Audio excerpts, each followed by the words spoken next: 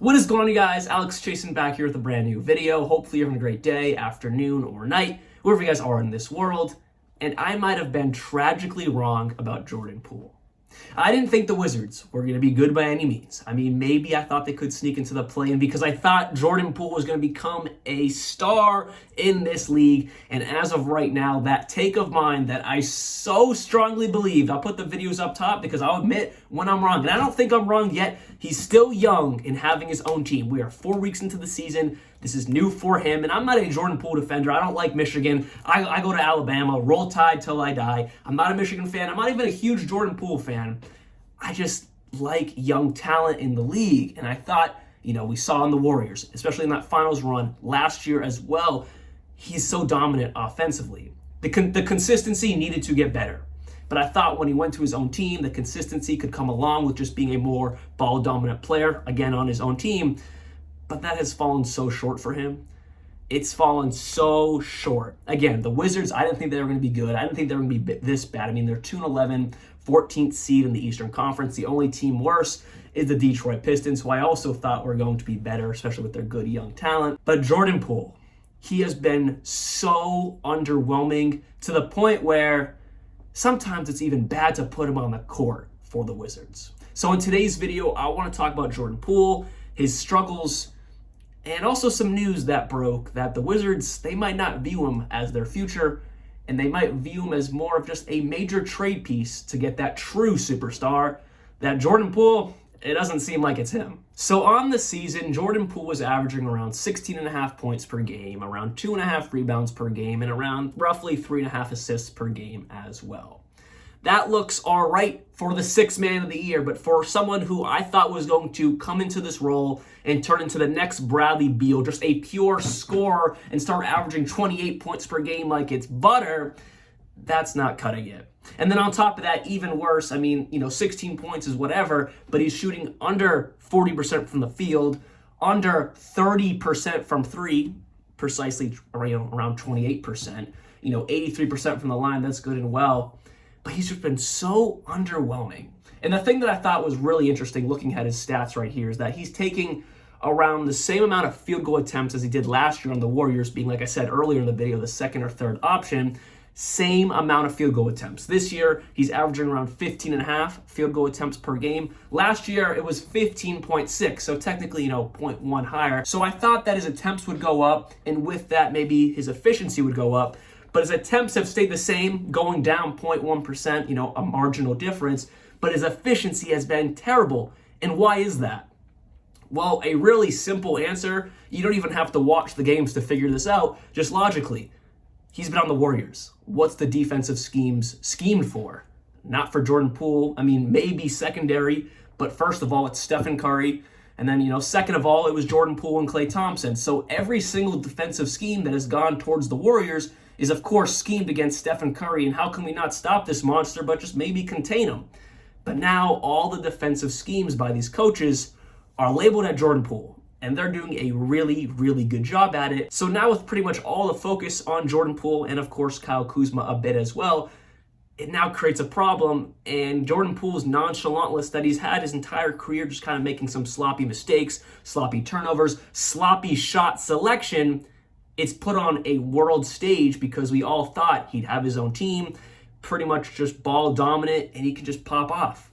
But he's making the same mistakes, same kid-like decisions he did with the Golden State Warriors, but then he could still average 20 points per game because he had Stephen Curry creating open shots for him because all the focus was on Stephen Curry.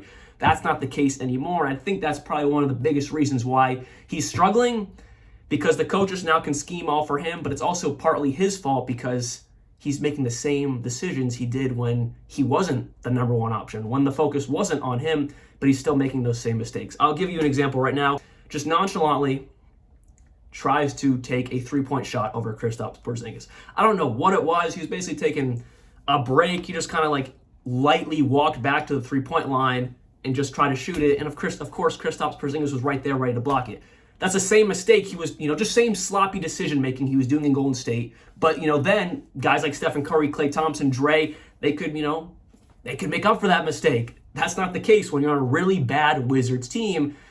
And it's just kind of not looking great for Jordan Poole. Do I think he can still be that all-star? Absolutely. I mean, we're literally 4 weeks into the season. I just needed to talk about this because how high I was on Jordan Poole and how really effortless I thought he was going to make this transition. It's been nothing but problems for him. I mean, he had 30 points against Milwaukee on Monday. That's great. He shot well, 42% from the field, 33% from three. A little low, but not bad for what he's been doing this year. But then the night before that, or I guess on Friday, the game before that, I should say, he had 8 points, 18% from the field, 0% from three. This was all in 29 minutes, 1 rebound, 4 assists, and 5 turnovers. So you go from being a star level player that we all know is in you. We've seen it for the 4 or 5 years you've been in the league. That potential's in you. That game is in you. To then the game before, you're shooting 0 for 5 from three. You can't really affect the game in any way from the field. And on top of that, you have 5 turnovers and 8 points. Playing like a bench player and playing like a star the next night is not something that is really going to keep you in a good position for a long time in this league. And then on top of that, what I opened the video up with, per NBC Sports, in a new article by Tristan Rodriguez, he was talking about Mark Stein, I believe. Yeah, he was talking about Mark Stein. There's reports and it really hasn't been confirmed, but I mean, NBC Sports, a big source, but they're saying that they don't believe, or Mark Stein doesn't believe that the Wizards view Jordan Poole, especially his play of late, they don't view him as the centerpiece or cornerstone of the future of this team, but more like someone who's going to come to this team, get better, and then use him as trade bait for that actual star to be the cornerstone of this team. Who's that going to be? I don't know. I don't even think the Wizards know if this is completely true, but it's just something interesting to think about, that they made this trade to get a young guy, to have him grow, and if it works out, great, but if not, he's just another piece to attract that real fish they want in Washington. It's kind of interesting. But this is from Mark Stein, who's pretty in tune with the entire league. Maybe he's not the top echelon of insiders like a Woj or Shams, but he's about a rung or two below those guys. And in this report, it says that they believe Jordan Poole not as a franchise player, but rather a significant piece to a potential move, while examining if the Wizards could just want Poole to increase his trade value, or if they see him as a cornerstone player. Mark Stein weighed in as the former rather than the latter, basically saying they believe that, or he believes from his insiders, from his sources, and maybe just a little bit of just seeing what's going on, he believes that they're using Jordan Poole, maybe not as their superstar, especially seeing how things are going these days, but more like trade bait for that true star, like I said previously. So that's quite interesting. I don't even know, what would that even be? I have no clue.